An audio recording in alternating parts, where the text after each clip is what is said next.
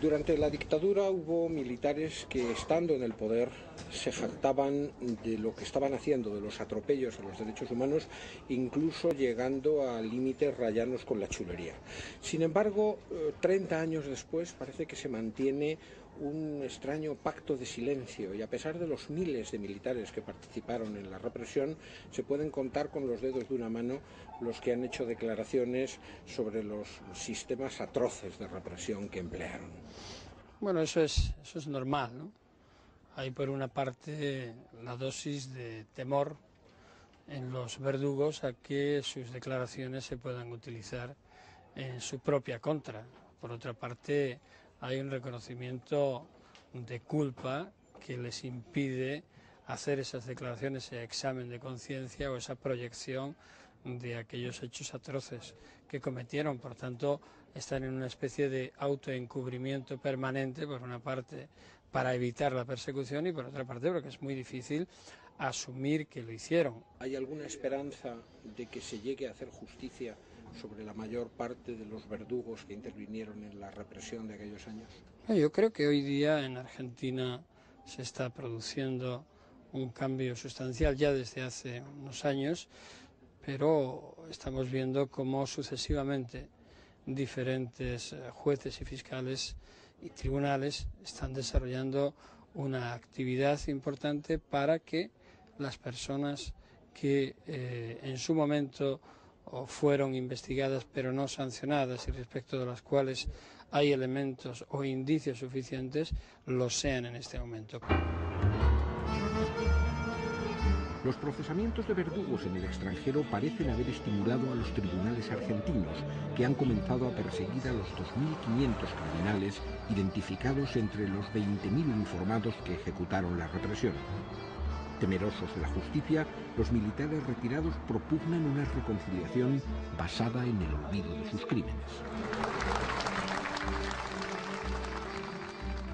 Venimos públicamente a levantar la bandera de la concordia para cerrar definitivamente el pasado trágico de Argentina. Se implementaba la tortura en los chicos de menores de 10, 11 o 12 años, que el doctor Vergés, que es un médico de policía de la provincia de Buenos Aires que está detenido, decía que después, pasados los 25 kilos, podía recibir tortura. Y se ponía al padre, a la madre y arriba al chico. Y se le aplicaba corriente eléctrica por intermedio de un transformador que se iba elevando esa corriente. Yo, si tuviese que calificar a esos hombres, lo califico como buenas personas sin ninguna duda.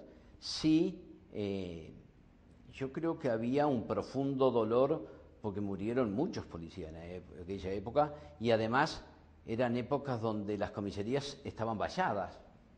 Y yo creo que había preocupación, temor, miedo. La policía tenía miedo.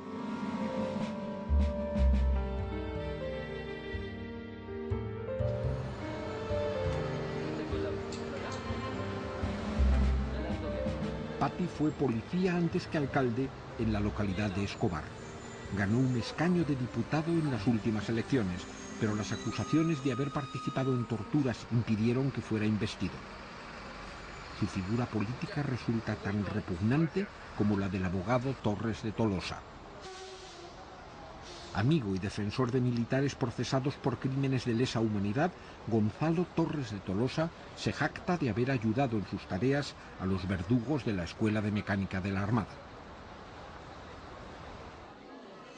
Yo entraba a la ESMA, iba a acompañar, a ver, a alentar, es decir, es una actitud cristiana, eso está en el Evangelio de Mateo, y después ayudar en lo que podía.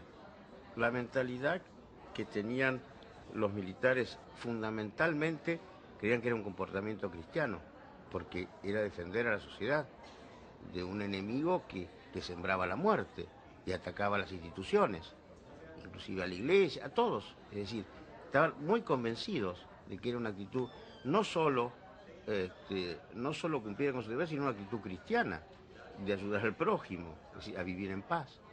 En cuanto al número de muertos y desaparecidos, no son 30.000, son más o menos 7.500.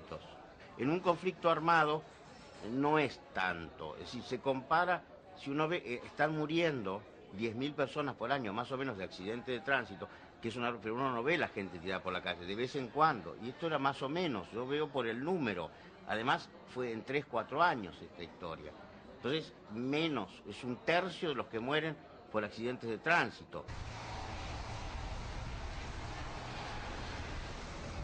En el emblemático escenario de la Plaza de Mayo se dieron cita unos hombres que encarnan a la justicia en tiempos difíciles. El juez federal Schifrin impulsó los llamados juicios por la verdad para esclarecer crímenes de Estado.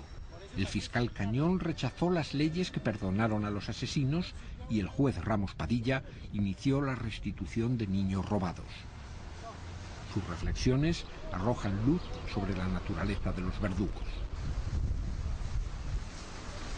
Hay en el hombre una tendencia a gozarse del sufrimiento del prójimo, una tendencia perversa, una tendencia a la crueldad y a la muerte en definitiva. Eso está en alguna gente más acrecentada y más fácilmente asumen roles de ese tipo cuando las barreras culturales, religiosas, filosóficas, jurídicas, de algún modo se levantan en medio de los grandes conflictos sociales, económicos, políticos. ¿Qué fue lo que ocurrió en la Argentina? Yo creo que esencialmente los verdugos, mientras que son verdugos, su cobardía la muestran en la agresividad contra la víctima. Pero cuando dejan de ser verdugos, pasan a ser nada. La cobardía aparece acá mezclada con la ignorancia. Son profundamente ignorantes. Ellos creían que defendían altos valores. Algunos eran sádicos y enfermos mentales y psicópatas. Pero hubo otros que creían que defendían altos valores que ni siquiera sabía qué eran. Por otro lado, en el plan criminal estaba establecido un funcionamiento legal en la superficie y el otro clandestino negado. Entonces hacía un doble juego. Había un aparato de día y un aparato de noche.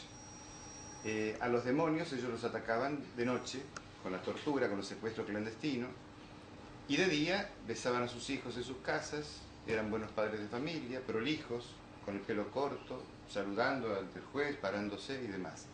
Esa partición de la personalidad es, creo que, una característica típica de este sujeto que, en definitiva, cuando se lo saca de esa cobertura de protección y de impunidad, se convierte en lo que se acaba de decir, en un ser cobarde, degradado. Los distintos autores de crímenes de terrorismo de Estado, militares o policías o miembros de servicios penales, que yo he tenido que enfrentar, en general han tenido actitudes soberbias de callar despectivamente, de tratar mal a las víctimas si éstas querían carearse con ellos, y desde un punto de vista maniqueo de la sociedad, han demonizado tanto a sus víctimas, al sector opuesto, que están convencidos de un obrar que nadie puede discutir del lado de los demonios, donde están tanto las víctimas como los jueces como los fiscales. Ese plan mesiánico que tenían los militares, que creen que fueron los salvadores de la patria y que nosotros, vulgares mortales, no podemos comprender. Dice, claro, usted es abogado, me dijo un general cuando estaba declarando. Usted no puede comprender lo que nosotros hicimos para salvar a la patria. Nos salvamos del comunismo, nos salvamos de perderse la Argentina o disolverse la Argentina. En la Argentina no se ha avanzado nunca sobre el poder económico que fue el sustento del proceso militar. Es decir, acá hubo un golpe de Estado porque había intereses económicos atrás de ese golpe de Estado. Es decir, los militares fueron un instrumento de intereses económicos internacionales. Y no conozco investigaciones sobre el tema, lamentablemente, en Argentina, ni conozco que sea... Ni ahora tampoco. No, Martínez de Oz, que fue el ideólogo de la economía, el ministro de Economía de Videla, está en libertad. Los jueces hacen cola para ver quién mete a más militares y policías presos. Pero no he visto ninguno que profundice en el plan general y en las causas económicas fundamentales que llevaron al genocidio en Argentina.